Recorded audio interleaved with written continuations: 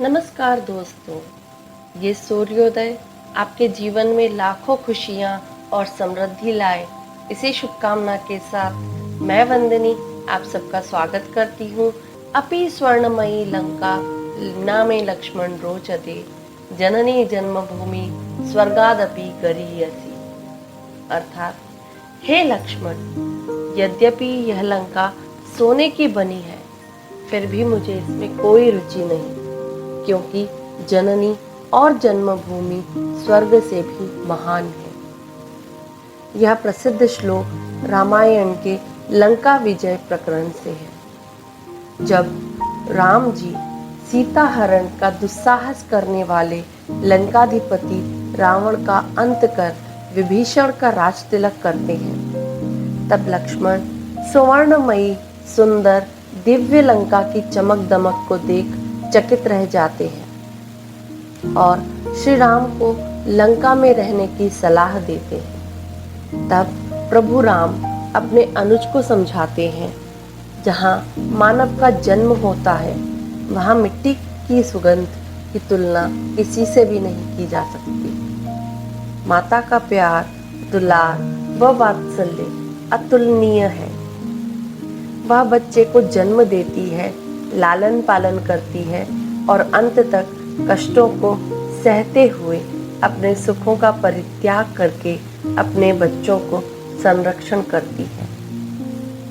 हमारी जन्मभूमि माँ का ही स्वरूप है, जहाँ हम खेलते हैं, हंसते हुए बड़े होते हैं। उसी का अन्न खाके हमारा शरीर और मस्तिष्क का विकास होता है। उसकी संस्कृति और परंपरा हमारे चरित्र निर्माण में मुख्य भूमिका अदा करते हैं। जिस प्रकार हम अपनी जननी से लगाव रखते हैं, उसी प्रकार जन्मभूमि के प्रति प्यार सम्मान रखते हैं, उसकी वंदना करते हैं। उसकी रक्षा और सम्मान हमारा परम कर्तव्य है। अनेक प्राकृतिक विपदाओं को झेलते हुए भी हमारी जन्मभूमि अपने बच्चों का लालन पालन करती है। राष्ट्र कवि मैथिली शरण गुप्त जी की देश प्रेम को दर्शाती दो पंक्तियां याद आती हैं। जो भरा नहीं है भावों से, बहती जिसमें रसधार नहीं, हृदय नहीं वह पत्थर है जिसमें स्वदेश का प्यार नहीं। हमारे देश में ऐसे अनगिनत महान वीरों के नाम इतिहास के पन्नों पर अंकित हैं, जिन्होंने जन्मभूमि की आन बान और शान के लिए अपने प्राणों की बलि दी है।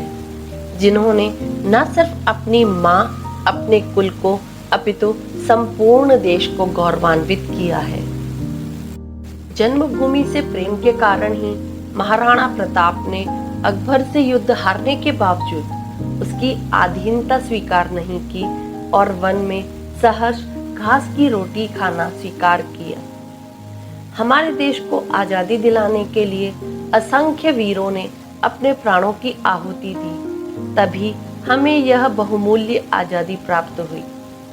यह जरूरी नहीं कि बॉर्डर पर लड़कर ही देश की सेवा होती है।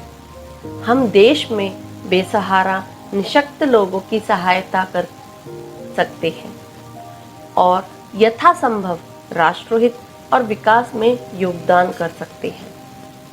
भ्रष्टाचार, भुखमरी, कालाबाजारी, आतंकवाद को मुंह तोड़ जवाब देने के लिए आज हम सबको एक साथ कंधे से कंधा मिला के खड़े होने की ज़रूरत है। तभी जाकर हमारा राष्ट्र उन्नति के पथ पर अग्रसर होगा। अंत में यही कह के वाणी को विराम दूंगी। कुछ तो बात है मेरे देश की मिट्टी में साहिब, सरहदें कूद के आते हैं यहाँ दफन होने के लिए। जय हिंद।